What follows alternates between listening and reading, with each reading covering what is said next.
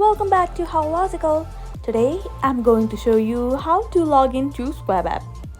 First of all, make sure you have already installed and created your account in Schwab app. Let's get started. The first step is to open your Schwab app. It will open your home screen, and on the top right you can see the login option. Click on login. It will open a new page where you have to enter your login ID to log in. Enter the login ID that you have used while creating your account. After typing the login ID, press on continue. After pressing the continue, your child's account homepage will open.